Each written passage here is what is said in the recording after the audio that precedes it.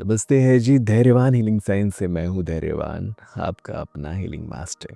दोस्तों, आज हम चर्चा करने वाले हैं उत्तरायण के बारे में, यानी कि मकर संक्रांति। मकर संक्रांति में बहुत सारे रिचुअल्स हम हीलर्स को करने होते हैं और आम लोगों को भी बहुत सारे रिचुअल्स किए जाने होते हैं। क्यों? क्योंकि सूर्य की दशा बदल रही है। किसी भी राशि को अगर हम देखते हैं, किसी भी जातक को हम देखते हैं तो उसके सारी राशियों में सबसे उच्च, सबसे ऊपर जो ग्रैंडफादर जिसे बोला जाता है, वो होते हैं सूर्य। तो सूर्य जिसका अच्छा हो, सूर्य की जो कृपा जिस पर अच्छी हो, बाकी ग्रहों की कृपा भी इवेंचुअली उन्हें मिल ही जाती है। बाकी सारे ग्रह केवल सूर्य की कृपा हो जाने से ठीक होने लग जाते हैं। इन्हीं भी कारणों से ग्रहों की दशा बदली होगी या आपके लिए सही नहीं चल रही होगी, तो केवल सूर्य की कृपा मात्र से उनका प्रभाव कम हो जाता है, यानी कि आपकी क्षमता बढ़ जाती है उस कठिन समय को सहने के लिए। कठिन समय आएंगे लेकिन साथ में आपको अच्छे रास्ते, अच्छी सीख और संयम और साहस मिलना शुरू हो जाएगा सूर्य की कृपा से। तो उत्तरायण यानी कि मकर संक्रांति, पोंगल, लोहड़ी अलग अलग जगहों पे अलग अलग नाम से इसे अलग अलग टाइम पे मनाया जाता है और चीज़ें वही है, इसमें वही किया जाता है। रात को जागना, भजन कीर्तन करना, खुशियाँ मनाना, स्वागत करना सूर्य की नई दशा की। बहुत सारे धर्मों में दान की प्रथा बताई गई है कि उस दिन दान किया जाना चाहिए। तो कुछ ऐसे नियम जो गुरुओं ने हमें सिखाए हैं, जिनके बारे में मैं आज आपको बताऊंगा कि दान कैसा हो, क्या ना किया जाए, कैसे किया जाए, कब किया जाए और कितना किया जाए।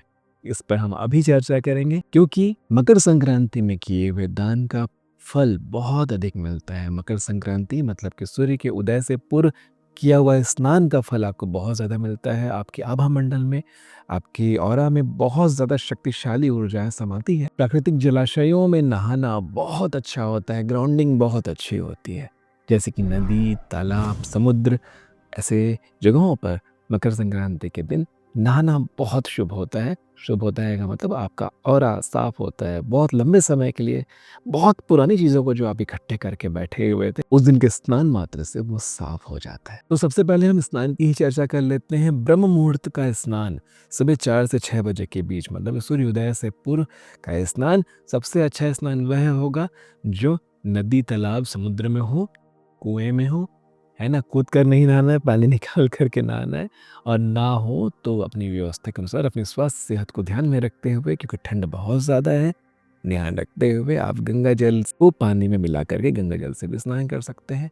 ना हो तो गर्म पानी से स्नान कर सकते हैं। देखो, 100% पूरा 100% जो मिलता है फ़ायदा वो प्राकृतिक जल से मिलेगा। फिर वो नीचे नीचे नीचे होते जाएगा, मतलब कि 90%, 80%, 70%, 60%।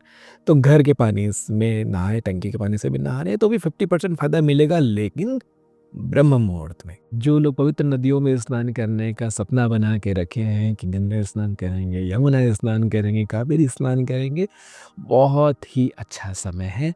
लेकिन स्वास्थ्य सेहत का मजबूत होना बहुत ज़रूरी है। मैं हमेशा बोलता हूँ ना कि बेटा, शरीर का स्वस्थ रहने के लिए भक्ति, ध्यान, साधना से केवल शरीर स्वस्थ हो सकता है, लेकिन मजबूत शरीर बनाने के लिए व्यायाम, प्राणायाम बहुत ज़रूरी है। आप मुझे देख सकते हैं, मैं हर जगह से बिल्कुल कसा हुआ हूँ, बिल्कुल स्वस्थ हूँ, बिल्कुल, क्योंकि मैं योग अभ्यास करता हूँ, मैं प्राणायाम का अभ्यास करता हूँ। वो आपको करना चाहिए। दौड़िए, भागिए, खेलिए, नाचिए, मज़े कीजिए। तो ये सारी चीज़ों से अगर इस साल आप किसी पवित्र नदी में स्नान नहीं भी कर पा रहे हैं, तो पूरे साल की एक अच्छी आदत बनाइए, अच्छा खाइए, स्वस्थ रहिए और अगले साल फिर किसी पवित्र नदी में जाकर मकर संक्रांति में स्नान कीजिए। अब हम चर्चा करते हैं दान की। दान क्या करें? वेदों में, शास्त्रों में लिखा हुआ है, गुरुओं ने सिखाया है कि 14 वस्तुओं का दान करना बहुत अच्छा होता है। 14 वस्तु, फल, फूल, रोटी, चावल सब मिला के 14 वस्तु बना लीजिए। हर तरह की चीज़ों को शामिल कर लीजिए। कुछ अनाज कर लें, कुछ फल कर लें, कुछ सब्जी कर लें, थोड़े पैसे कर लें, कुछ धातु कर लें। धातु में एक याद रखें कि बिल्कुल भी लोहे का दान नहीं करेंगे। सूर्य की पूजा हो रही है, सूर्य के पुत्र होते हैं शनि, और शनि का सबसे प्रिय धातु है लोहा। भगवान शनि को लोहे से ही हम पूछते हैं, तो उस लोहे का दान नहीं करेंगे। कोई भी मेटल, कोई भी धातु दान कर सकते हैं। मेटल को संभाल के रखेंगे, शनिदेव की कृपा, सूर्यपुत्र शनिदेव की कृपा को संभाल के रखेंगे, बिल्कुल उसका दान नहीं किया जाता है। दूसरा, जो भी दान करने वाले हैं उसको एक दिन पहले या सुबह नहाने से पहले ही तैयार करके रखेंगे, क्योंकि स्नान के बाद जो भी चीज़ को आप छुओगे वो दान का वस्तु बन जाएगा। ये बिल्कुल ऐसा है कि मैं नहा के निकला, धोती लपेट लिया, टॉवल लपेट लिया, मैं बाहर निकला, गीला ही हूँ, उसके बाद जो भी चीज़ मैंने छुआ वो दान की वस्तु है। समझ में आया? अगर मैंने अलमारी छुआ, अलमारी दान की वस्तु बन जाएगी। मैंने पैसों का बंडल छुआ कि उसमें से एक 100 का नोट निकाल लेता हूँ, वो पूरा का पूरा पैसा दान की वस्तु बन गया। अगर वो दान नहीं करेंगे तो आपके जीवन में वो पुण्य नहीं मिलेगा कि आपने दान का सामान को खुद रख लिया। तो जो भी आप दान करना चाहते हैं, पहले से अपने बर्तन में, अपने थाली में, अपने जो भी चीज़ बनाना, टोकरी में बना करके रख ले, ताकि स्नान के बाद तुरंत आप दान कर सकें। अब कन्फ्यूज़न बहुत सारा हो सकता है, भाई हम घर में नहाएंगे तो दान करने के लिए लोग कहाँ से लेके आए?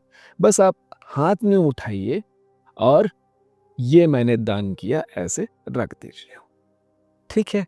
अब इसको जिसको देना है वहाँ तक पहुँचाने का काम बाद में भी किया जा सकता है। एक बार आपने महसूस कर लिया कि मैंने दान कंप्लीट कर लिया, आपने प्रार्थना कर ली कि प्रभु मैंने ये दान किया है, इस दान को स्वीकार करें। मतलब कि जो परमात्मा जिस भिक्षुक के रूप में वो आने वाले हैं, परमात्मा को तो कोई चीज़ को आप दे ही नहीं सकते, लेकिन परमात्मा भिक्षुक के रूप में जो आने वाले हैं, जो दान की इच्छा के लिए आने वाले हैं, उनके लिए आपने ये अलग कर दिया। उसके बाद आप अपने दैनिक जीवनचर्या में लग सकते हैं। जो लोग मकर संक्रांति के दिन उपवास करना चाहते हैं, बहुत अच्छी बात है, कर लीजिएगा। पर मैं ये कहूँगा, यदि उपवास कर रहे हैं तो चीटिंग मत कीजिए, चाय पी के, दूध पी के, फलों का रस पी के नहीं। आप सच्चा बिल्कुल पानी पी कर के उपवास करें। भले 3 घंटे करें, भले 8 घंटे का करें, 10 घंटे का करें, एक संकल्प लें और वो पूरा करें, उससे पुण्य मिलेगा। चीटिंग करने से पुण्य नहीं मिलता। ब्रह्म मुहूर्त में स्नान कर चुके हैं तो ध्यान ज़रूर करना, क्योंकि उगते हुए सूर्य के साथ जो ध्यान होगा मकर संक्रांति के दिन, वो बहुत शक्तिशाली होगा।